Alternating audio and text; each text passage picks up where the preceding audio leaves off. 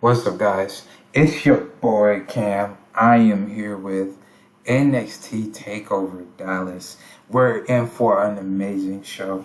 Let's get right into it. We have a video package showing the biggest stars. We have Volta versus Sami Zayn. We have Toni Storm trying to get her championship back against Becky Lynch. Finn Balor's in action. We got AJ Styles and Kota Ibushi going at it. And then we have William Regal introducing us to NXT TakeOver Dallas. We had a show in Dallas over a year ago, which was crazy in game, which feels like a couple years ago for me in real life. So this is just amazing. I'm excited. Let's get into the first match. We have the phenomenal AJ Styles versus Kota Ibushi, the Golden Star. The match is fantastic. I mean, can't you blame these two dudes? In an exceptional match, AJ Styles defeats Kota Ibushi in 1503 by pinfall by illegally using the ropes for leverage. AJ Styles 84, Kota Ibushi 89. AJ Styles turned heel on Finn Balor. Finn Balor and him traded the belts. Finn Balor ended up getting the latest victory over AJ, and I feel like AJ could have used it to win. And also AJ is trying to make a new heel faction, so like a Bullet Club offshoot, kind of a little bit, with David Finlay and Chris Bay. And Kota Ibushi is Kota Ibushi. He's fantastic. 94 rated match. We're just kicking it off with blue ratings. I feel like Kyle now where I'm starting to get those blue ratings, and it's just amazing. I would never take it for granted, but this is amazing. Kota Ibushi 89, AJ Styles 84, 94 rated match. Fantastic. AJ picks up the win by cheating, celebrates with David Finlay and Chris Bay. We have Yohei Katsumatsu just consoling his mentor and Kota Ibushi, and something tells me that it looks like Kota is not going to take this line down with AJ getting the win here tonight by nefarious means.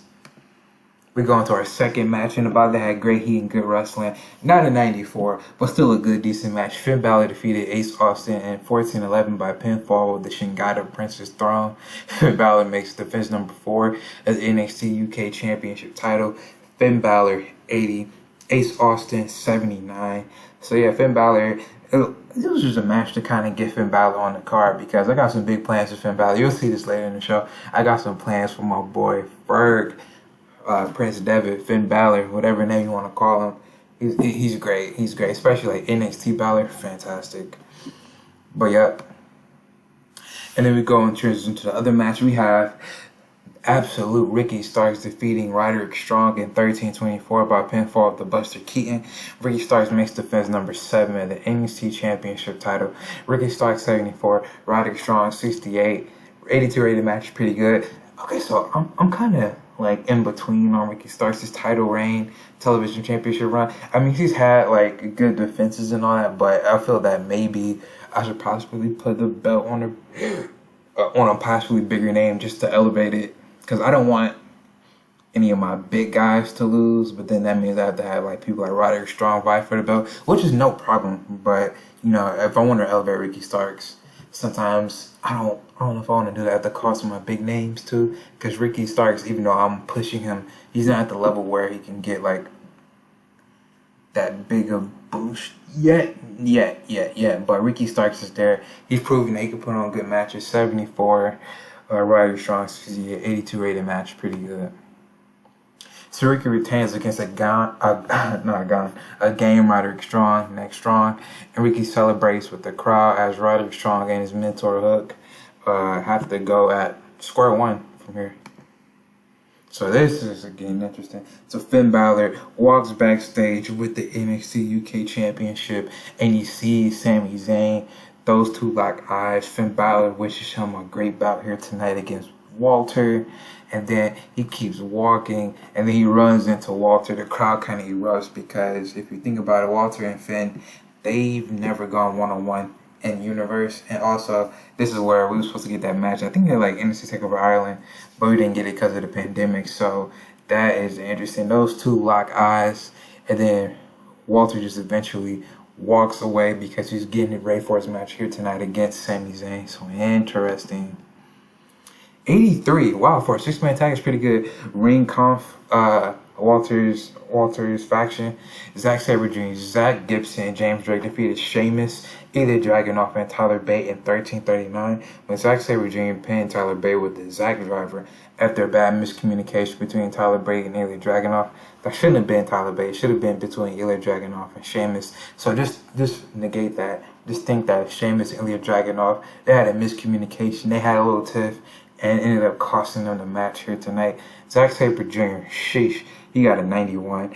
Zach Gibson, 72. James Drake, 73. Sheamus is getting up there, 74. Ilya, 81. Tyler Bate, 68. 83 rated match. Pretty good for a six-man tag. Fantastic. So Sheamus and Ilya pushed each other because of the miscommunication during the match. And you know, two high heads, Sheamus is not going to take nothing laying down. And Ilya is just a madman, the mad dragon. And these two just go at it. They brawling. Tyler Bate has to break it up between his faction mate, Ilya Dragunov, and somebody who he probably respects, and Sheamus. So those two just, he has to break it away from each other. And yeah, so interesting. It seems like this little alliance is not going well. Sheamus debuted kicking Walter in the head. Ilya Dragunov, he already beat Walter. It feels like earlier this year at NXT TakeOver Legacy, I think for the NXT UK Championship. Now Walter's on this big run where he beat everybody, or he's beating a lot of people. And now Ilya wants another shot at him. It seems like maybe Finn Balor wants a shot at him. Sheamus came in the company, re-debuting, kicking Walter's head off. So these two, they're trying to, they're band together just to fight Walter's stable and Zack Sabre Jr. and GYV. And the alliance just didn't end up working out. 70, okay, pretty good. And about that had good heat, and decent wrestling. Charlotte Flair defeated Willow Nightingale in 13:25 by submission with the figure 8 leg lock. During the match, also had Cora Jade accidentally hit Willow. So Willow and Cora Jade in universe, they're friends. Charlotte Flair is basically saying, "Hey, I'm giving TV time to all the young upstarts." She offers Cora Jade a chance to be She offers Cora Jade a chance to be her mentee, while Charlotte Flair beats the mentor. And Willow saying that we don't want Charlotte Flair to get off our TV. You're hogging the spotlight. And these two fought here tonight.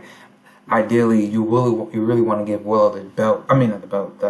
You really want to give her the win over Charlotte. But you see the in-ring discrepancy. And Charlotte would throw a tiff if she lost to Willow. Willow's not there yet, but she's been getting a lot of popularity here in her loss tonight.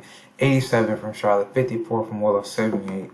I'm sorry, Brandon. Charlotte picks up the win as Willow yells at Cora for getting involved. She said, "Hey, I had the match won. You didn't have to involve yourself." Charlotte Flair is laughing because she picked up the win here tonight. 70, okay. In a decent match, Imperium defeated Castle and Breach and Authors of Pain at 10:47. So just negate the eliminations.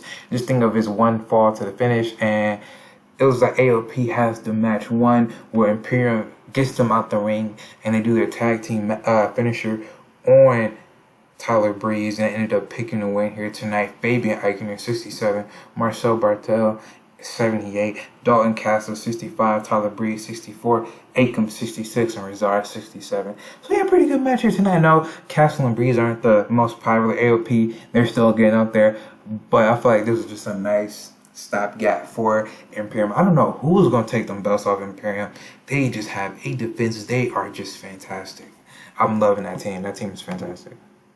76. So Dakota Kai and Julia defeated Kamiko SRR and Utami Hayashishita. Shishida. And 12:51 when Julia pinned Utami Hayashishita with a diving crossbody. Julia, she just debuted into the company, attacking Durgan Barada. She has 57. Dakota Kai, 73. Utami has 67. And Kamiko, 72. So Kai and Julia celebrate the win here tonight, but Julia locks eyes with the leader of Durgan Barada, Io Shirai. Potential match down the line should be interesting. So we have a video package for Toni Storm, Becky Lynch. Those two main events at the last Inferno Branded show, where Becky Lynch beat Toni Storm to reclaim the NXT Women's Championship after years being away from the company, being away from the brand, and Toni Storm said that she was a workhorse all year trying to get that, and that she was trying to stop Becky Lynch from being champ, and Becky ended up beating her. Toni turned heel the night after losing her belt, and she wants it back. Lynch says she's the man, and that all Toni's cheap tricks won't satisfy her. She has to be the better woman in order to beat her. So Toni Storm trying to regain the championship on a mean streak. And we got the man Becky Lynch at her all-time high. Let's see who will win here tonight. 85, okay, pretty good. I don't think it was better than the last match, but it's still pretty good. And about to have fantastic heat and great wrestling. Becky Lynch defeated Toni Storm in 1441 by pinfall at the Hard Knocks. Becky Lynch makes defense number 2 of the NXT Women's title. Becky Lynch, 87. Toni Storm, 77. She beats her clean as a sheet here tonight. Okay, just to peel the curtain back a little bit, I was gonna have Toni Storm pick up the belt again and beat Becky Lynch. You'd be like, Cam, Becky just won it like a month or two ago, right? Yeah, but it was all going to be for storyline reasons. It was going to factor into players to Lance plans later on for next year. But we're going to get the ball rolling on that. You'll see what I'm talking about. But, yeah, Becky Lynch wins here tonight. And then Lynch wins as Liv Morgan comes out and says she's cashing in her ticket in advance. If you remember that Liv Morgan won her golden ticket, I think at NXT Bash at the Beach in the UK, possibly, I think. And so that means it's kind of like Money in the Bank where you get to cash in your shot, but instead of just, you can get to cash in your shot at any point, at any time. And Liv Morgan, she's cashing in advance. So the next Marquee Women's Championship match is going to be Becky Lynch and Liv Morgan. Should be interesting. 82. So Sami Zayn goes through Krager before the main event. He sees his stablemates, Dragon Lee, and most luchadores have their back. You know, Joaquin Raul Mendoza have been giving Sami Zayn a hard time, saying he's not a true luchador. But after months of being in a faction together, Sammy's starting to warm up on him, and Joaquin and Raul said they have his back. Lee, of course, has Sammy's back after Sammy had his back after Walter beat Dragon Lee 2 times in a row. And so we'll see here tonight. And then we have Paul Heyman introducing the reigning, defending North American Japanese heavyweight champion, Walter, the dominant man. He's beaten Brock Lesnar, Dragon Lee. He's beaten Kota Ibushi. He beaten Kota Ibushi again, and Hiromu Takahashi in the triple threat match. He's won that belt since NXT Takeover Bash at the Beach. He's beaten a list of names. Is Sami Zayn next on that list, or can he beat the Ring General? Match gets a 96. Fantastic.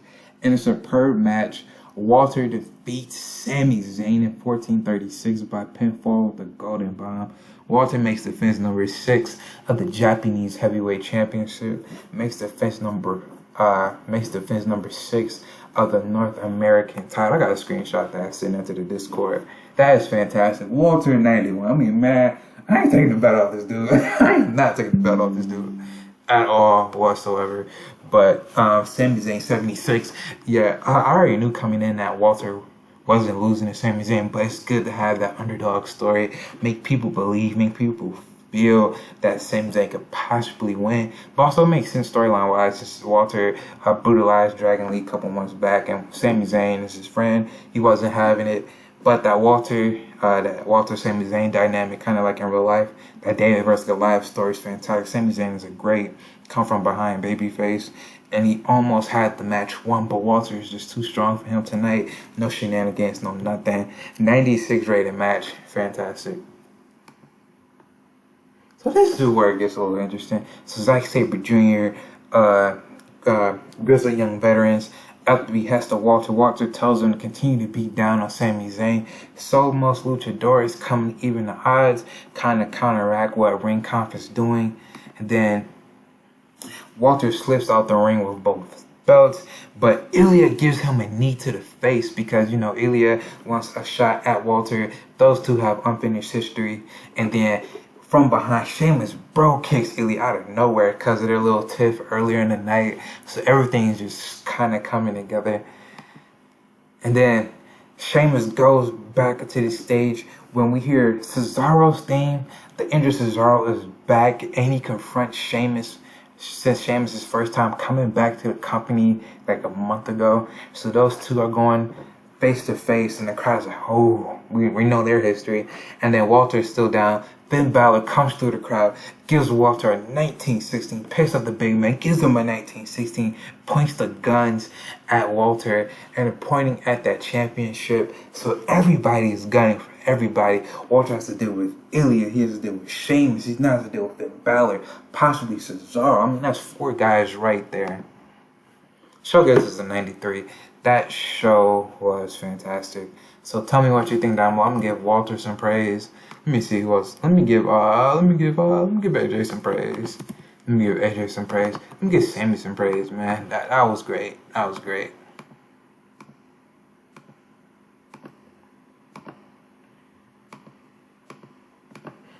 So yeah, NXT Takeover Dallas was a success. So tell me what you think down below. And let's get it. NXT Takeover Legacy next year is going to be fantastic. This show is going to have some real consequences to what's happening next. So tell me what you think down below. Peace.